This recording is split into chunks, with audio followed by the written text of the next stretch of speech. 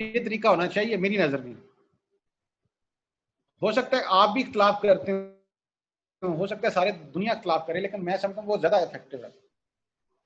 बहरहाल मेरी एक अपनी जाती राय है जो गलत हो सकती है, मैं मानता हूँ, अपनी कम इल्मी का मुझे एहसास है। अच्छा जी, काफी लोग आ गए हैं, सीआर साहब शुरू कर लें क्लास? यस सर, कर लेते हैं। आज लोग कम आए हैं, मेरा ख्याल है 50। जी सर, अभी तक वैसे कम ही है। जी मिसबा छोटी बहन जो हैं वो क्वेश्चन करना चाहती हैं। जी मिसबा। अस्सलाम वालेकुम जी सर। जी बेटा, वालेकुम अस्सलाम।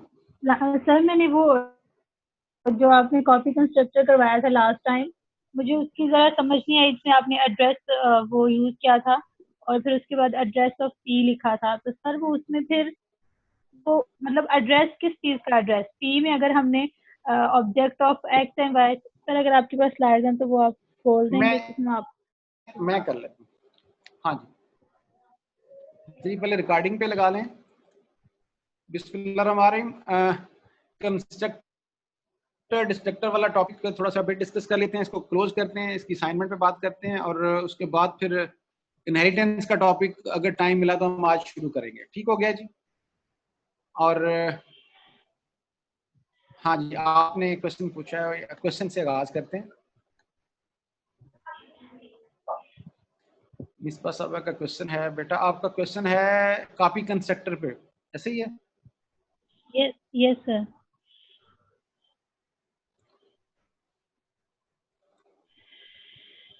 यहाँ से हमने बात शुरू की थी। कॉपी कंस्ट्रक्टर बेसिकली कंस्ट्रक्टर है, स्पेशल टाइप का कंस्ट्रक्टर है, जिसको हम जब ओवरराइड करवाते हैं कंस्ट्रक्टर को तो उसमें एक पास करेंगे, क्या उसमें पास करेंगे एक ऑब्जेक्ट। ठीक है, जब ऑब्जेक्ट क्रिएट करेंगे तो उसमें एक ऑब्जेक्ट एज एन आर्गुमेंट के तौर पे पास करेंगे और कॉपी कंस्ट्रक्टर कॉल हो जाएगा। क्यों करते हैं? हम चाहते हैं कि जो ऑलरेडी क्रिएटेड ऑब्जेक्ट है उसके जो डाटा मेंबर्स हैं उनको कॉपी करना चाहते हैं, न्यूली क्रिएटेड जो हम क्रिएट करना चाह रहे हैं ऑब्जेक्ट उसमें, ऐसे ही है ना? Yes sir. अच्छा, तो शायद ये वाली स्लाइड थी आपके। सर नेक्स्ट है। हाँ जी, ये था एक कॉन्सेप्ट छोटा सा। हमने कहा कि जब आप एक ऑब्जेक्ट क्रिएट करते हैं, फॉर एग्जांपल ये ऑब्जेक्ट 2 आपने क्रिएट किया टेस्ट क्लास का O2, और उसमें आर्गुमेंट के तौर पे क्या पास कर दिया आप? O1। तो इससे मुराद क्या थी कि हम O1 को कॉपी करना चाहते हैं किसके ऊपर? O2 के ऊपर। इससे क्या मुराद थी? इससे मुराद ये थी कि O1 के जो डाटा मेंबर्स हैं उनको कॉपी करके किस पे कॉपी करना चाहते हैं?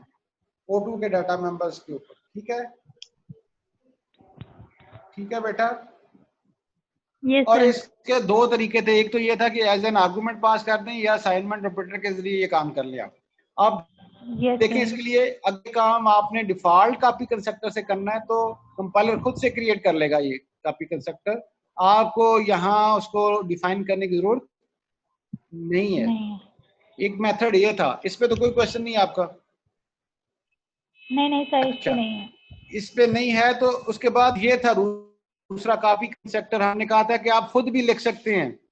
यस सर, यही वाली ठीक है, चीज है। उसके लिए हमने कहा था कि आप क्या करेंगे कि आप कांस्ट का, ये पहले आपका क्लास का नाम आएगा, फिर उसके बाद कांस्ट का यानी कि कांस्टेंट का एक कीवर्ड है कांस्ट के नाम से, और फिर जिस जो ज़ाहिर ऑब्जेक्ट पास कर रहे हैं आप उसी क्लास का होगा जिसको आप इसके ऊपर कॉपी करना चाहते हैं। ठीक है, यस तो सर। यहाँ हमने एक ऑब्जेक्ट क्रिएट किया P के नाम से। हम चाहते हैं ऑलरेडी क्रिएटेड ऑब्जेक्ट P1 था जिसके 10 और 15 जो डाटा मेंबर्स हैं वो कॉपी हो जाएं किसके ऊपर? P2 के ऊपर। तो इसके लिए हमने ये वाला स्टेटमेंट लिखी, असाइनमेंट ऑपरेटर इस्तेमाल किया। ठीक है, अब क्या होगा यस कि सर। P1 जो है इसको उसका जो एड्रेस है, यहाँ पहले जब हम करते थे ये वाला काम करते थे, ये जो हमने 10 पास किया है तो क्या होता था, 10 की जो कॉपी है वो कहाँ चली जाती थी? x1 में, ठीक है। अब इस केस में क्या होगा, इस केस में क्या होगा कि इस केस में आपका ये जो P1 है जो आप पा रहे हैं बेसिकली, उसका एड्रेस किस में आ जाएगा, उसका जो ये वाला जो एड्रेस है P का एड्रेस जो है, P जो आपके पास आपने एक कह लें आप एड्रेस ऑपरेटर को इस्तेमाल किया है, ठीक है। Yes. आपने एड्रेस ऑपरेटर को इस्तेमाल किया है, P1 कॉपी होके बेसिकली कहाँ चला जाएगा, P में चला जाएगा। इससे मुराद ये थी, ये मेरा नया क्वेश्चन आपका, ऐसे ही है ना? Yes sir, yes sir. Sir अब हम ये P की जगह हम कोई और भी रख सकते हैं ऑब्जेक्ट नेम, A रख लें आप, इसमें जो मर्जी रख लें आप नाम, ये वेरिएबल है ना, ये बेसिकली सर आप एक नया ऑब्जेक्ट क्रिएट कर रहे हैं यहाँ पे। जिस तरह आप यहाँ पे एक इस पे आए जरा, इस पे आपने एक नया वेरिएबल क्रिएट किया इन टाइप का जिसका नाम रखा आप x1, ठीक हो गया? Yes sir, yes sir. इसी तरह आपने पॉइंट टाइप का एक नया ऑब्जेक्ट क्रिएट किया जिसका नाम आपने रखा p, ठीक हो गया। और इसमें होगा क्या, इसके तमाम डाटा मेंबर्स में किसकी वैल्यूज आ जाएंगी, P1 की वैल्यूज आ जाएंगी। Yes sir. ये इसका मेथड है, इसका सिंटैक्स है लिखने का, ठीक हो गया? सर जो P.x है उसमें मतलब 10 जाएगा और P.y में 15, उसमें 15 जाएगा। डॉट ऑपरेटर डॉट वही, बिल्कुल बेटा, बात ठीक आप कर रहे हो। P.x से मुराद है कि ये जो P ऑब्जेक्ट बना है मेमोरी में नया, उसके x वेरिएबल में जो वैल्यू पड़ी है वो जाएगी, या डाटा मेंबर में जो वैल्यू पड़ी है वो x में जाएगी। और ये x किसका है, ये कॉलिंग ऑब्जेक्ट, कॉलिंग ऑब्जेक्ट कौन सा है, P2 किसको कॉल कर रहा है, इस कंस्ट्रक्टर को जिसका नाम कॉपी कंस्ट्रक्टर है। तो P2 का ये x है, ऐसे ही है ना? जैसे ये वाला कंस्ट्रक्टर जो था कब कॉल हो रहा था, जब आप P1 क्रिएट करते हैं जिसमें आप वैल्यूज पास करते हैं, ऐसे ही है ना? तो ये x किसका है, P1 का जी, ठीक है। ठीक है सर। और ये y किसका था, P1 का, कॉलिंग ऑब्जेक्ट का। और ये जो आपने पास किया है 10 और 15, ये किन वेरिएबल्स में वैल्यू स्टोर होगी मेमोरी में जाके, x1 और y1 में। लेकिन यहाँ चूंकि ऑब्जेक्ट के डाटा मेंबर्स कॉपी होके P में चले गए हैं, एक नया ऑब्जेक्ट बना है, ठीक है। Yes sir. और वहां जो ऑब्जेक्ट बना है बेटा, उसके x और y वाले जो डाटा मेंबर्स हैं वो किस में चले गए हैं, P2, इसमें P2 के x और y में, ठीक हो गया? और जो ही ये सर मैंने बस ये कुछ लेट मी फिनिश, जो ही ये काम कंप्लीट होगा, ये जो P क्रिएट हुआ था मेमोरी में ये डिस्ट्रॉय हो जाएगा, ये खत्म हो जाएगा, ठीक है। इसका स्कोप यहां तक है। इसी तरह x1 और y1 जो थे वेरिएबल बने थे, जो ही ये ब्लॉक खत्म होगा x1 और y1 तो खत्म हो जाएंगे, लेकिन P1 और P2 मेमोरी में भी स्टिल एग्जिस्ट करते हैं अपने डाटा मेंबर्स के साथ, x और y के साथ, ठीक है। Yes sir. हमने से काम लिया है जिस तरह x1 और y1 से काम लिया है वैल्यूज को इनिशियलाइज करवाने के लिए, इसी तरह इस P से भी काम लिया है, ताकि क्या करते हमारे जो ऑब्जेक्ट इसको कॉल कर रहा है P2, उसमें वैल्यूज को इनिशियलाइज करवाए, उसके बाद P जो है ये मेमोरी में डिलीट हो जाए, ठीक है। सर यहाँ पे ये जो P है ये एक पॉइंटर की तरह बिहेव कर रहा है कि ये वेरिएबल ही होएगा, ये जो एड्रेस ऑपरेटर जिसके साथ लगा? नहीं बेटा, ये तो वेरिएबल, ये तो ऑब्जेक्ट है ना। ठीक है सर, यहाँ पे यानी पॉइंटर का कंसेप्ट नहीं है? नहीं, यहाँ पे पॉइंटर का कंसेप्ट नहीं है, ये वेरिएबल है, ये तो वेरिएबल सारी। और ये मेमोरी में सर अलग से अपडेट होगा, जिसकी ऐसा वेरिएबल है जिसकी कह लें आप, जिसकी डाटा टाइप जो है वो क्लास है, तो लिहाजा इसको ऑब्जेक्ट कहते हैं आप, ऑब्जेक्ट है ये। यहाँ उसका एड्रेस देखें ना, एड्रेस यहाँ हम एक ऐसा वेरिएबल यानी कि ऑब्जेक्ट क्रिएट कर रहे हैं जिसका एड्रेस आ गया हमारे पास, और उसी की मदद से हम ये वैल्यूज को इनिशियलाइज करवा रहे हैं, ये एक सिंटैक्स है, ठीक है। यानी जब तक ये पैरेंथेसिस में ये कंट्रोल रहेगा तब तक ये मेमोरी में रहेगा सर, उसके बाद ये डिस्ट्रॉय हो जाएगा। हाँ बिल्कुल शाबाश। अदरवाइज ये डिलीट हो जाएगा। कैसे डिलीट होगा? जब ये खत्म होगा तो डिलीट कैसे होगा? जब ये कंट्रोल बाहर बाहर आएगा आ तो जाएगा इसका सर। स्कोप खत्म हो जाएगा और ऑटोमेटिक एक फंक्शन यस सर। कॉल करेगा, उसका नाम होता है डिस्ट्रक्टर। अगर आप खुद से नहीं लिखते तो वो खुद से कंपाइलर लिखता है, बाय डिफॉल्ट डिस्ट्रक्टर लिखता है। वो अब हम पढ़ते हैं क्या है वो। ठीक हो गया मिस्बा शबा? ठीक है। ओके सर, जी सर, ठीक है। इस पे हम बात कर रहे थे डिस्ट्रक्टर क्या होता है। लास्ट टाइम ये बात कर ली थी शुरू हमने, याद है आपको? यस सर, शुरू की थी सर। अच्छा ठीक हो गया। उसके अगेन कब ये कॉल होगा? डिस्ट्रक्टर कॉल कब होता है? खुद से कॉल होता है जब प्रोग्राम फिनिश करता है अपनी एग्जीक्यूशन, ठीक है, या जब आपके ऑब्जेक्ट का स्कोप खत्म होता है। स्कोप कब तक होता है? जिसके अंदर, जिस ब्लॉक के अंदर किसी ऑब्जेक्ट को क्रिएट किया जाता है तो बेटा स्कोप उसका वहां तक होता है। या ये कॉल होता है जब आप खुद से डिलीट ऑपरेटर होता है, जिससे ऑब्जेक्ट को डिस्ट्रॉय करते हैं, डिलीट करते हैं। तो उस वक्त ये अभी आपको नहीं करवाया, ये करवाएंगे डिलीट ऑपरेटर से। जब आप मेमोरी जो है वो क्लीन की जाती है तो उस वक्त भी ये डिस्ट्रक्टर कॉल होता है। ठीक हो गया। ये रूल्स हैं जो हमने पहले पढ़े हैं डिस्ट्रक्टर के वाले से। हम ये एक प्रोग्राम देखते हैं इसका डिस्ट्रक्टर का। सारे देखें, इसमें हमने बेटा क्लास बनाई है हेलो वर्ल्ड के नाम से।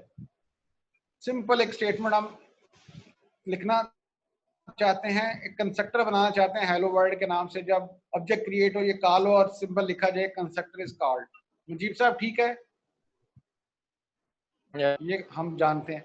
हमने डिस्ट्रक्टर बनाया, देखें उसी तरह बिल्कुल वही स्टेटमेंट है सारी, इनके सेम नेम हेलो वर्ल्ड के नाम से, लेकिन उससे पहले हमने क्या टिल्ड साइन लगा दिया और इसमें हमने एक statement they the destructor is called. ठीक है, यस सर। ठीक हो गया। अच्छा, इसी तरह बेटा हमने एक तीसरा मेंबर फंक्शन लिखा है इसमें डिस्प्ले के नाम से। हम कहते हैं कि सिंपल जब ये कॉल किया जाएगा, और ये तीनों पब्लिक मेंबर्स हैं, जब कॉल किया जाएगा तो लिख दे हेलो वर्ल्ड। ये सिंपल सी क्लास है, इसका कोई डाटा मेंबर नहीं है। ठीक हो गया। जस्ट शो करने के लिए डिस्ट्रक्टर का कॉल होते हैं।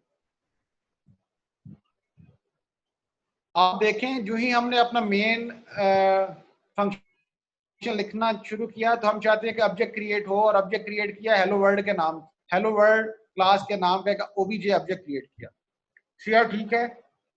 ये स्टेटमेंट ऑब्जेक्ट क्रिएट करने की। जो ही ऑब्जेक्ट क्रिएट होगा तो आपके कॉन्सेप्ट के मुताबिक क्या कॉल होना चाहिए? कंस्ट्रक्टर कॉल होगा। शाबाश। और क्या लिखेगा?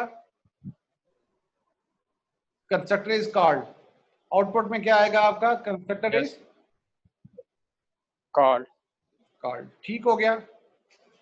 फिर आपने एक मेंबर फंक्शन कॉल करने की कोशिश की जो आपने ऊपर लिखा हुआ था। हमने ओबीजे डॉट डिस्प्ले किया। पब्लिक मेंबर फंक्शन कॉल होगा तो क्या डिस्प्ले करेगा, क्या लिखेगा आउटपुट में? हेलो वर्ल्ड लिखेगा। ये वैलिड था क्योंकि पब्लिक मेंबर फंक्शन था, तो डॉट ऑपरेटर के बाद आप इसको कॉल कर सकते थे। ठीक हो गया। ऑब्जेक्ट से हेलो वर्ल्ड लिख दिया उससे। ये क्लियर है आपको? उसके बाद आपका प्रोग्राम खत्म हो गया, ये आपका ब्लॉक खत्म होता है। ठीक है, ये आपका ब्लॉक खत्म होता है। जो ही ब्लॉक खत्म होता है तो इसका मतलब है ओबीजे का स्कोप खत्म होता है। तो जो ही स्कोप खत्म होता है तो इसे कहते हैं ऑब्जेक्ट डिस्ट्रॉय होता है। ठीक हो गया सीआर? और जब ऑब्जेक्ट डिस्ट्रॉय होगा या उसका स्कोप खत्म होगा तो क्या होगा? कौन सा फंक्शन कॉल होगा? इस डिस्ट्रक्टर कॉल होगा, वो आपने लिखा हुआ है। इसका मतलब है अब क्या डिस्प्ले होगा फिर? Destructor is called. ये है इसका बिहेवियर डिस्ट्रक्टर का। इसका और ज्यादा अच्छे तरीके से इस एग्जांपल में जो लास्ट में भी हमने शेयर की थी उसमें देखते हैं। ये भी इस तरह की एक क्लास बनाई है जिसका नाम हमने ए क्लास रखा है। क्लास ए उसका नाम है। ये कंस्ट्रक्टर लिखा है उसका। जब ऑब्जेक्ट क्रिएट होगा ये कॉल होगा। ठीक हो गया। ये हमने डिस्ट्रक्टर लिखा उसका। जब ऑब्जेक्ट डिस्ट्रॉय होगा या ऑब्जेक्ट का स्कोप खत्म होगा या ब्लॉक खत्म होगा जिसके अंदर ऑब्जेक्ट को क्रिएट किया गया है, तो ये वाला डिस्ट्रक्टर कॉल होगा उस वक्त। ये बात समझ आती है सीआर आपको? Yes sir. अच्छा शाबाश। हमने मेन में जाके ए क्लास का obj1 के नाम से एक ऑब्जेक्ट क्रिएट किया। अब क्या होगा? सर कंस्ट्रक्टर कॉल होगा। कंस्ट्रक्टर कॉल होगा। क्या लिखा जाएगा? Constructor call. Constructor call. हमने अपने मेन के अंदर एक मैसिव वेरिएबल बनाया x, उसमें 1 साइन करवा दिया और यहाँ सेमीकोलन मिसिंग है, आपने सेमीकोलन लगाना है इसमें, ठीक है जी सर। और हमने इफ कंडीशन लगा दी इफ x, और x में क्या वैल्यू पड़ी थी? 1। तो ये ट्रू होगी या फॉल्स होगी? सर ट्रू ही होगी। फॉल्स कब होती है? 0 सिर्फ फॉल्स होती है, याद रखिएगा। 0 रिजल्ट फॉल्स होता है, अदरवाइज 0 के अलावा कुछ 5 रख दें आप x में तो फिर भी ट्रू होगा, ठीक है। तो ये कंडीशन ट्रू हो गई, तो ये ब्लॉक इसका इफ स्टेटमेंट का एग्जीक्यूट होगा। इस ब्लॉक के अंदर हमने एक दूसरा ऑब्जेक्ट क्रिएट किया ए क्लास का, उसका नाम मैंने रखा obj2, ठीक हो गया? Yes sir. जब ये क्रिएट हुआ तो फिर दोबारा क्या कॉल होगा? Constructor sir. फिर क्या लिखा जाएगा? कंस्ट्रक्टर कॉल, ठीक है, क्योंकि ये इसके अंदर लिखा हुआ है। फिर हमने और कुछ नहीं किया, ब्लॉक खत्म कर दिया। अब जब ब्लॉक खत्म किया तो किसका स्कोप खत्म हुआ? obj2 का। शाबाश शाबाश, obj2 का स्कोप खत्म हो गया, यानी कि obj2 डिस्ट्रॉय हो गया। जो ही बेटा ये डिस्ट्रॉय होगा तो इसका मतलब है कौन क्या कॉल होगा? खुद से कॉल होगा डिस्ट्रक्टर। क्या लिखा जाएगा? Destructor call. और ये किसके लिए हो रहा है? obj2 के लिए हो रहा है, obj2 के लिए, ठीक है। फिर कंट्रोल इसके बाहर आ गया यहाँ, और उसके बाद फिर और कोई स्टेटमेंट अगर फर्स्ट की आपने लिखी होती, आपने लिखा होता सी आउट आई एम सीआर, तो डिस्ट्रक्टर कॉल के बाद दोबारा क्या स्टेटमेंट लिखी जाती? I am CR. और जब जो ही ये ब्लॉक खत्म होगा तो अब किसका स्कोप खत्म हो रहा है? obj1 का। शाबाश। तो अब फिर दोबारा ये ब्लॉक के बाद डिस्ट्रक्टर कॉल होगा obj1 के लिए, और क्या लिखा जाएगा? Destructor call. बात समझ आती है? Yes sir. शाबाश। और ये इसकी एक्सप्लेनेशन है जो भी हमने बात की है। आप अगर गौर से देखें, जो मिसबा भी बात कर रही थी, बेटा ये जो obj2 है इसका स्कोप एक लोकल वेरिएबल की तरह हो गया है। लोकल वेरिएबल से मुराद है जो इस ब्लॉक के अंदर की वेरिएबल डिक्लेयर करें, तो उस तरह का हो गया ये, ठीक है मिसबा साहब? सीआर साहब ठीक है? Yes sir. ओके। ये आपने रन किया था प्रोग्राम? सर ये अभी आपने स्लाइड्स ही नहीं सेंड की। शाबाश। ये शायद आपको लास्ट टाइम मैंने बताया था कि किसी भी फंक्शन, मेंबर फंक्शन को आउट ऑफ द क्लास आप डिफाइन कर सकते हैं। Yes sir. स्कोप रेजोल्यूशन कर सकते हैं, ये बताया था आपको ना? जी सर। हाँ, इसी तरह फिर आप ये समझें कि किसी भी कंस्ट्रक्टर को या डिस्ट्रक्टर को आउट ऑफ द क्लास आप डिफाइन कर सकते हैं किसकी मदद से? Scope resolution. ये शायद मैंने यहाँ किसी स्लाइड पे किया भी हुआ है आपको सेंड, ये वाला। ये फर्स्ट किया क्लास का नाम है क्लास नेम, तो इसका मैंने कंस्ट्रक्टर लिखा है यहाँ पे सिंपल एक क्लास नेम, उसकी सिर्फ डिक्लेरेशन लिखी है सेमीकोलन के साथ, डेफिनेशन नहीं लिखी। लेकिन डेफिनेशन आउट ऑफ द, ये क्लास खत्म हुई है, क्लास के बाहर जाके लिखी है। तो उसके लिए क्या सिंटैक्स होगा? पहले आपका क्लास का नाम लिखेंगे, फिर स्कोप रेजोल्यूशन ऑपरेटर, फिर कंस्ट्रक्टर का नाम, वो भी किसका नाम आएगा? क्लास का नाम आएगा, और फिर उसकी बॉडी लिखेंगे आप, बिल्कुल ऐसी जैसे आप ये वाला फंक्शन डिफाइन कर रहे थे। आप पहले आपने डिक्लेयर कर दिया उसको सिंपल, और उसके बाद आपने उसको डिफाइन कर दिया आउट ऑफ द क्लास जाके with the help of scope resolution operator. ठीक हो गया यहाँ तक? Yes sir. ये मैं आपको, ये लास्ट टाइम 5 थी मेरे ख्याल, या 6 असाइनमेंट्स थी आपके पास, ऐसे ही है ना सर? लास्ट टाइम जो है वो असाइनमेंट होगी या वो जिसमें सीजीपीए कैलकुलेट करना बेटा? था। ये 4 थी या 5 6 थी मेरे ख्याल है आपके पास, ऐसे ही था ना? इसको हमने एक्सटेंड कर दिया है 7 8 और 9 10 में। ये मैं सेंड कर दूंगा आज आपको, ठीक हो गया? ये नहीं 10 तक नहीं किया आपने, मुझे पता है। ऐसा ही है? जी अच्छा, सर। दूसरा मैं कंस्ट्रक्टर के हवाले से भी और डिस्ट्रक्टर के हवाले से भी कुछ क्वेश्चन इसमें ऐड करके और फर्दर आपको ये सेंड कर दूंगा। ठीक हो गया? ठीक ये है आपकी सर। असाइनमेंट है। नेक्स्ट मंडे तक आपने, यानी कि मंडे से पहले पहले आपने, यानी कि एक हमारे पास क्लास होगी, सेकंड क्लास होगी अभी, उसमें भी हम डिस्कस कर सकते हैं वो असाइनमेंट्स, अगर प्रॉब्लम आती है आपको। फिर अलीम साहब से आप रब्ता कर सकते हैं, सीआर आप रब्ता कर लें अलीम साहब से ठीक है सर। असाइनमेंट के सर हवाले ये से, या 2 मैं आपको प्रोग्राम है इस असाइनमेंट में? इसमें बेटा ये 4 प्रोग्राम है, 7, 8, 9 और 10, 9 10। और प्लस और ऐड हो जाएंगे इसमें। आते हैं हम इनहेरिटेंस क्या चीज है, नेक्स्ट टॉपिक हम शुरू कर लेते हैं नेक्स्ट चैप्टर का। ठीक है? जी सर। अच्छा, ये बहुत इंटरेस्टिंग टॉपिक है, बहुत इंपॉर्टेंट टॉपिक है, लेकिन इसकी शर्त पहले ये है कि पहले आप बेसिक क्लास के जो सिंटैक्स है पता हो, कंस्ट्रक्टर क्या होता है, डिस्ट्रक्टर क्या होता है, वो सारा आप क्लियर हो आपको। ठीक है? यस अच्छा, सर। इनहेरिटेंस का लफ्ज सुना है पहले? मेरे ख्याल की हाथ खड़ा कर रहा है, शायद कुछ पूछना चाह रहा है। जुनेद पूछना चाह रहा है, मिशाल पूछना, मिसबा पूछना चाह रही हैं, और मोहम्मद अहमद पूछना चाह रहे हैं। चलिए अहमद से बात शुरू करते हैं। अहमद साहब आप पूछें जो पूछना चाहते हैं। Sir Ahmed, Mohammad Ahmed. Yes sir. Sir ji मैंने ये पूछें कहना था, कुछ। अभी आपने कहा है कि इनहेरिटेंस ये जो है पिछले बेसिक पे डिपेंड कर रहा है, क्लास के जो भी है, जितना भी बेसिक हमने आपकी बताया आवाज अभी बहुत तक। स्लो आ रही है, जरा ऊंचा बोलें बेटा। मैं कहा सर आपने भी बताया है कि इनहेरिटेंस जो है पिछले बेसिक पे डिपेंड कर रहा है, तो आप काइंडली इस तरह नहीं कर सकते आज ये ना पढ़ा इनहेरिटेंस, वो मेरा पिछला वो में रिवाइज हम कर लें, जरा सही शाबाश, तरह उसको बहुत अच्छा कर लें, तो फिर क्वेश्चन हम है। ये आप पढ़ाएं। Next question. आप बेटा, मैं बात करता हूँ आपके बात जो आपने बात की है इस पर। आज हम पढ़ लेंगे नहीं, जस्ट इंट्रोडक्शन लेंगे उसका। ठीक हो गया, अहमद की बात मान ली। जी मिसबा कुछ पूछना चाह रहे हैं मतलब?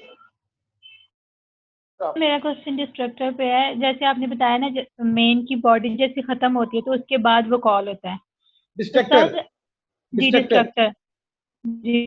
तो सर हमने उसके बाद तो कुछ आउटपुट करवाना ही नहीं होता, मतलब हमने कुछ डिस्प्ले नहीं करवाना होता, तो हमने जो ऑब्जेक्ट, मतलब फिर हम वो क्यों यूज करते हैं बेटा डिस्ट्रक्टर? वो यूज करते हैं ताकि आपकी आपकी जो मेमोरी है उसको क्लीन कर दे, स्टोरेज को क्लीन कर दे।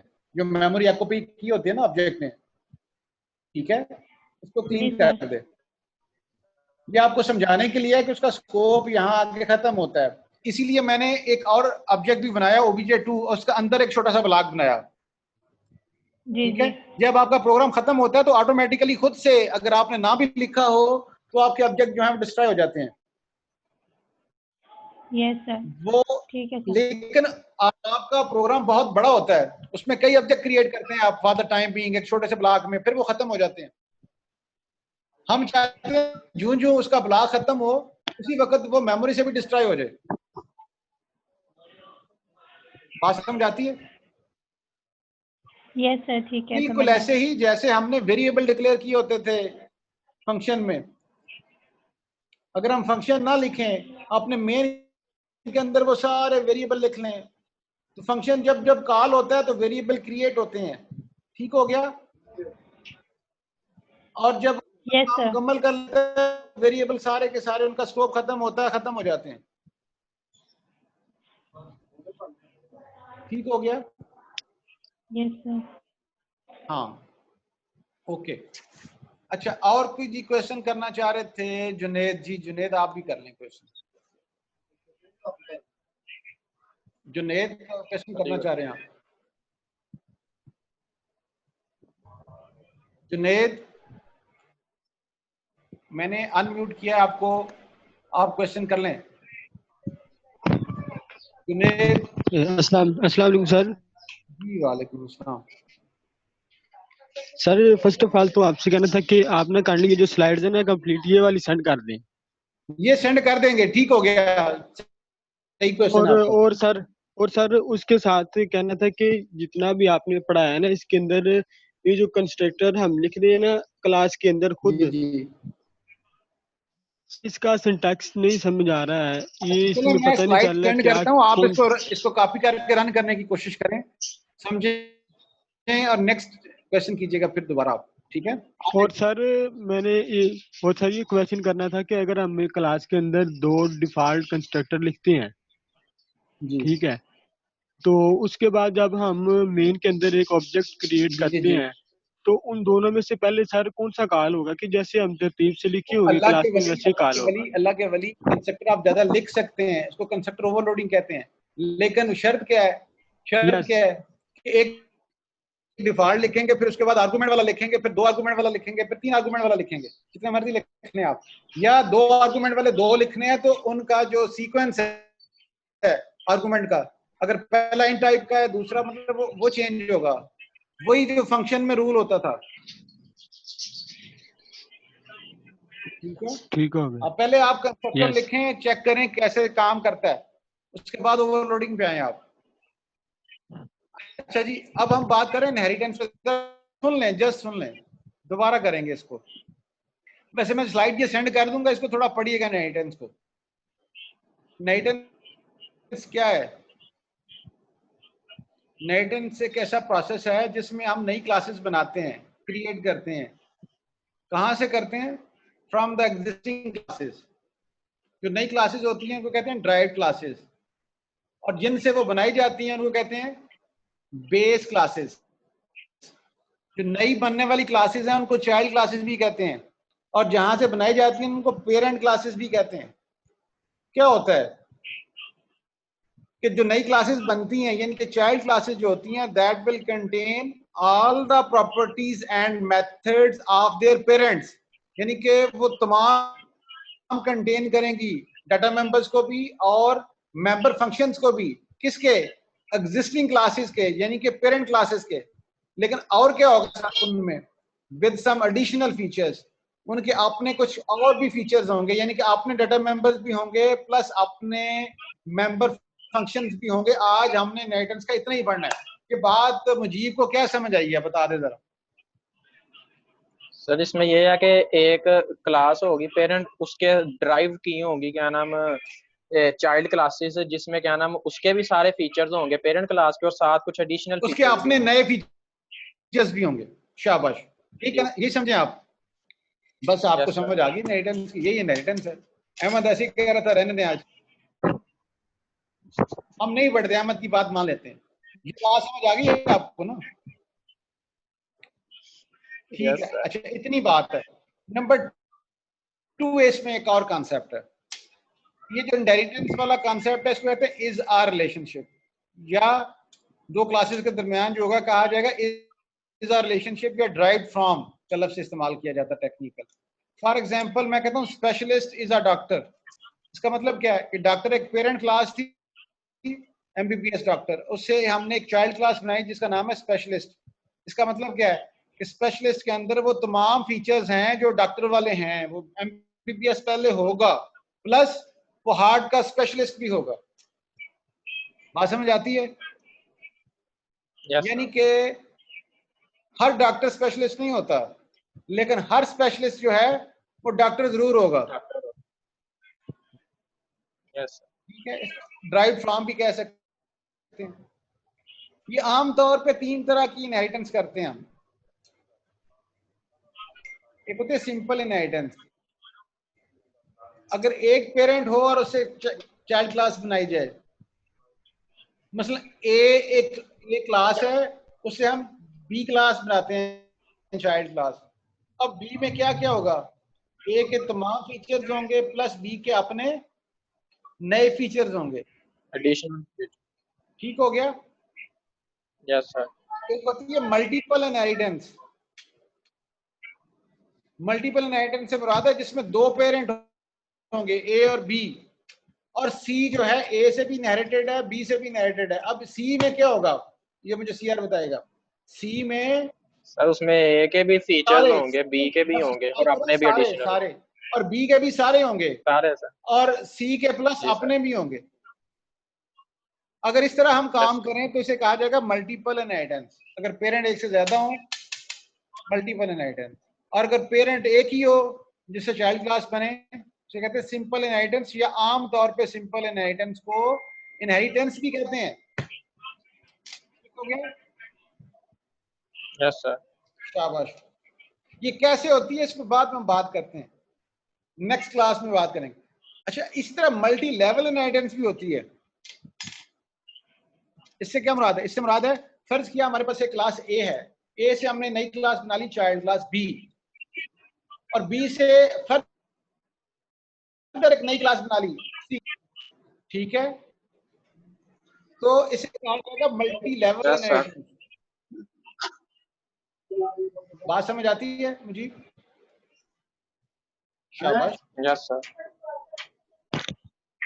और लास्ट बात आज की, लास्ट बात यह है कि जब हम प्रैक्टिकली कोड करते हैं इसको इनहेरिटेंस को, इरिस्पेक्टिव इसके कि वो सिंपल है, मल्टीपल है या मल्टी लेवल है, जब हम कोड करते हैं तो ये तीन तरह से होती है इनहेरिटेंस की, तीन टाइप्स होती हैं, प्राइवेट, प्रोटेक्टेड एंड पब्लिक। ठीक है? Yes sir.